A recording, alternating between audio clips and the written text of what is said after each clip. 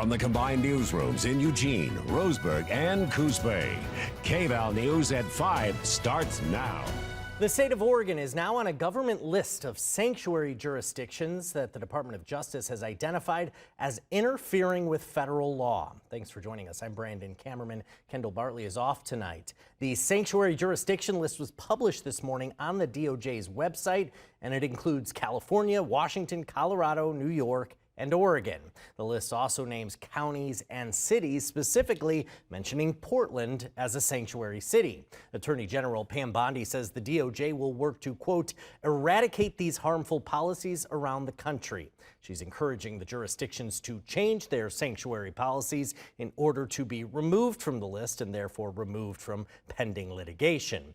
We reached out to the Oregon Attorney General, Dan Rayfield, for a response. We have not yet heard back. Now, this comes as the State Department continues mass deportations all around the country, raids that have had a chilling effect on industries that employ migrant workers, like farming. President Trump says he wants criminals out of the country and that non-criminal laborers that are here illegally can come back if they follow the rules. He wants Americans to take these jobs, but concedes it's creating a difficult situation. These people, you can't replace them very easily. You know, people that live in the inner city are not doing that work. They're just not doing that work. And they've tried, we've tried, everybody tried. They don't do it. Bit of a 180 for the administration, which has long insisted that Americans will do these jobs. Trump tells CNBC that his administration is going to be coming out with rules and regulations aimed at helping farmers. He has yet to provide specifics. Developing tonight, a string of cougar sightings has neighbors in northwest Corvallis on edge. Wildlife officials say there have been 4 confirmed sightings in the past week. A map of both reported and confirmed sightings you see right here that are broken down by date. You can see these sightings have mostly happened in neighborhoods. There was one sighting at the Witham Hall Natural Area, all of them north of Oregon State University. KVAL's Vasily Varlamos live for us now in Corvallis. Vasily, officials say there will be a sad ending to this story. Yes, Brandon, the Department of Fish and Wildlife said that once this cougar is caught, they will have to euthanize it in accordance with Oregon law. Was able to capture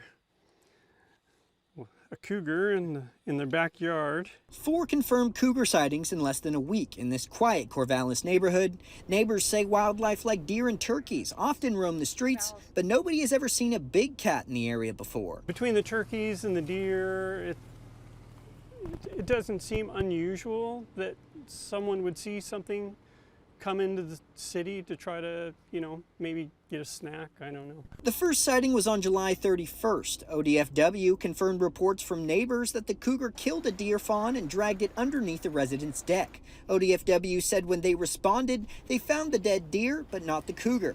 The next day, pest control crews near Whitham Hall Natural Reserve came face to face with the big cat under a porch. The cougar jumped a fence and left as police responded. Since then, there have been 2 other sightings confirmed by ODFW and 2 other reported sightings. We're just worried because school starts in a little bit, and there are trails down to the elementary school that are all wooded. Kids often walk this trail to school alone, but parents say that's not happening until this cougar is caught. ODFW says they are working with Corvallis police to track down the animal. Oregon law allows the removal of cougars when it poses a threat to human safety. A sighting or 2 might not be that uncommon for a cougar to wander through an urban area, but continued sightings does cause some concern. So in this situation, we would remove and euthanize that cougar. We don't relocate cougars. Now, ODFW did stress that people should not feed wildlife as it can attract predators and also lead to other environmental concerns. Live in Corvallis, Vasily Varlamos, KVAL News. All right, thank you, Vasily. While the weather has been fairly mild the past couple days, we're looking ahead to higher temperatures arriving in our forecast this coming weekend. That means we are declaring KVAL weather alert days starting on Sunday, going through at least Tuesday. Alan Matthews joining us now as we take a look ahead, and well, we managed some mild temperatures right now. Temperatures in the 70s for Sunday and Monday here in Eugene. And of course, you mentioned the weather alert days. Actually, the ones for Eugene are going to start on Sunday. Roseburg is going to start a day earlier. Their weather alert days are going to start on Saturday, so that heat is going to come into the area. and there could be some triple digits in there. Let's show you, though, 90-degree days so far this year. It hasn't been too bad. In fact, we've seen fewer this year than we saw last year, and we haven't seen any 100-degree days yet in Eugene this year. You can see 15 days of 90-degree heat here in Eugene, 26 days of 90-degree heat in Roseburg. As we take a look at our current conditions, though, we are at 86 degrees in Eugene. So again, we got back into the 80s today. A south-southwest wind at 11, and our humidity level, that is pretty low at 22%. Now, as we look at the radar satellite, a clear day once again today. Temperatures did get warmer. You see a few clouds off the coast, and as we look ahead toward tonight and into your day on Wednesday, we're going to be looking at that cloud cover on the increase tonight, and we're going to be looking at the chance of some rain tomorrow. Now, temperatures are going to be in the low to mid 80s along I-5 tomorrow, so kind of in line with what we saw today. We'll break down that forecast for you and talk about that heat a little bit more in depth a little bit later on. Brandon? Thank you, Alan. Well, the high temperatures coming in while we sit in a severe drought status in much of our viewing area. Governor Tina Kotek declaring a drought emergency for Douglas County earlier this week. Now, just how different is our drought in 2025 compared to previous years? Here's KVAL Chief Meteorologist John Mayer. Well, continuing to track the spread of that severe drought here across western Oregon, we can see that's the orange color stretching all throughout the Willamette Valley, now working its way down further south into Douglas County. This has really been the picture for us here across western Oregon for the past 3 weeks or so at this point. And well, it's certainly not unfamiliar territory, but it is a little bit worse than where we were 1 year ago. Take it back to 2024. We were only looking at that moderate drought. That tan color really was just east of the I-5 corridor. But you go back another year, you start to see the return of some of those the severe drought that was making its way through the Willamette Valley, very reminiscent of where we are right now. Go back one more year and you actually had that severe drought really centered further south. But it's really 2021. That was the last time we saw some truly troubling drought conditions across the entire region. Let me take you back to that, because that was one time where we saw it not just in the Willamette Valley, not just down in Douglas County, but across the board. And it wasn't just the severe drought. We had that red, the extreme drought, that next tier up. So we certainly have been worse for the wear out there. This was also a year we were looking at exceptional drought all throughout central Oregon, but still we're continuing to track that drought expanding across much of the region, and without any major rain systems moving through anytime soon, there's a good chance we continue to see that severe drought creeping further and further south when that next update comes down on Thursday morning. Well, I know a lot of people at home are saying, yeah, it's July, August. We don't typically get a lot of rain, but it is a severe drought that we're in, as John. So we're asking you at home, how's it impacting you? Is it impacting you? Is the lack of rain having an effect on your day-to-day? Scan the QR code on your screen so that you can weigh in on our viewer poll. Right now, just over 130 people weighing in, 57 saying yes, 77 saying no. We'd love to hear from you, so go ahead and head to kval.com. A federal judge grants a preliminary injunction blocking the Trump administration from redirecting $4 billion meant for disaster mitigation. The Building Resilient Infrastructure and Communities program helped fund projects, including many in Oregon, aimed at protecting communities against natural disasters. As recently as last week, for instance, Oregon was selected to receive nearly $10 million for advanced wood product innovation. Well, FEMA announced it was ending the program earlier this year, but later said in a court filing it was evaluating it.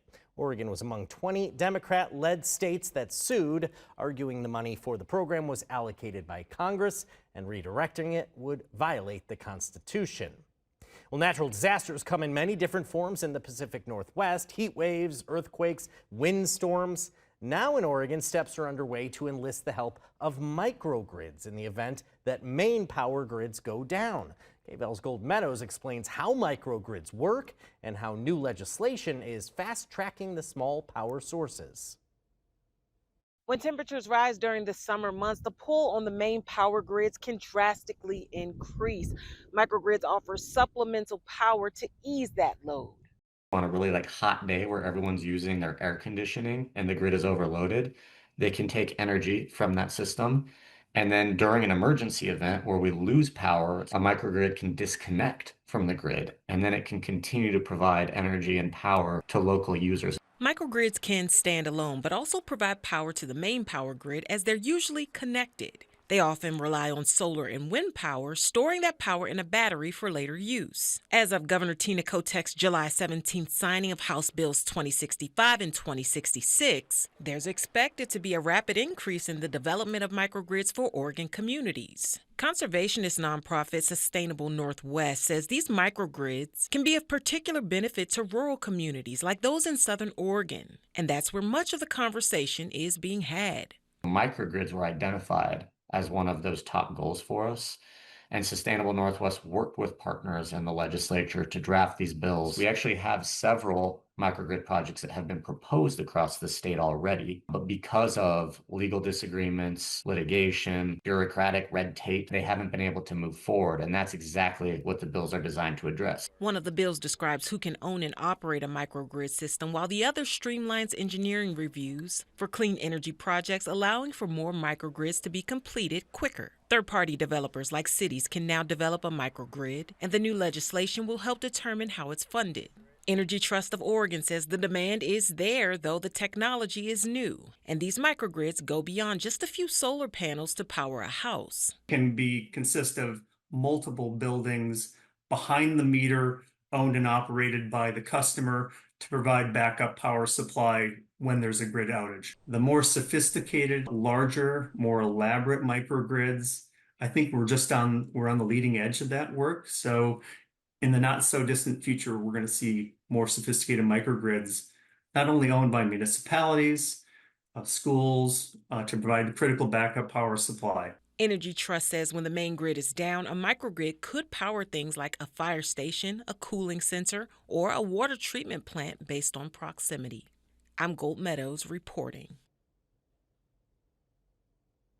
The Public Utility Commission says it plans to redevelop a regulatory framework for microgrids within the next 18 months. That framework must include how costs will be shared between microgrid users and customers not served by the microgrid, as well as how microgrid owners, subscribers, and developers will be paid for the value of their grid.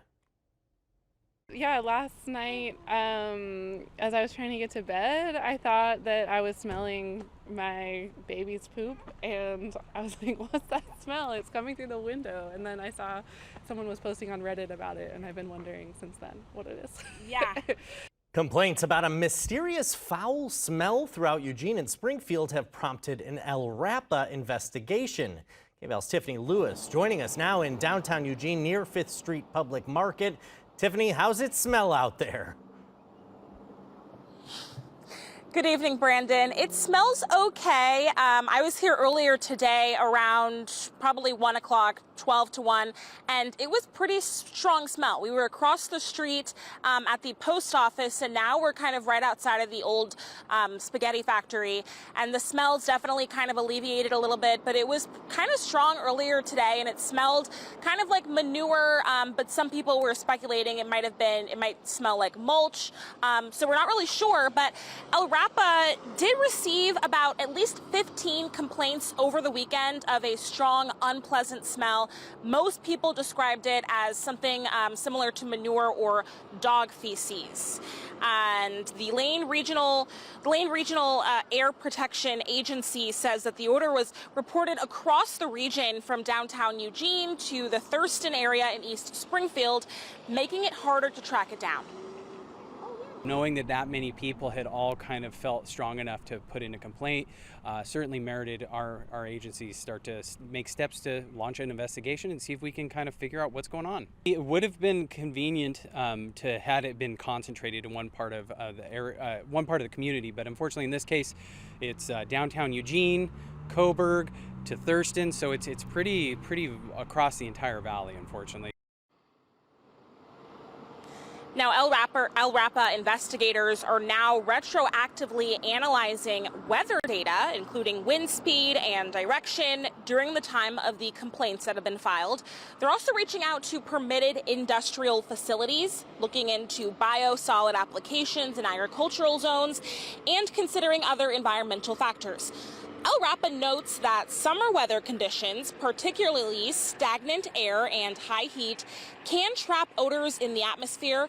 Air stagnation also occurs during the winter.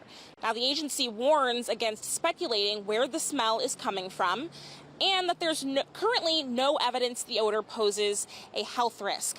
Now, if you're sensitive to smells or feeling uneasy, you can take steps to protect yourself. If you're indoors and notice it, just keep your windows and doors locked and consider running the air conditioning or an air purifier. And LRAPA encourages people to continue to file these complaints with them, and that the more complaints that they have, the easier it might be, the faster they might be able to identify the source. But again, they're not promising any answers just yet. Back to you guys. All right, thank you, Tiffany. Well, I'm glad to be inside where it smells nice and clean in here. We'll be right back after the break.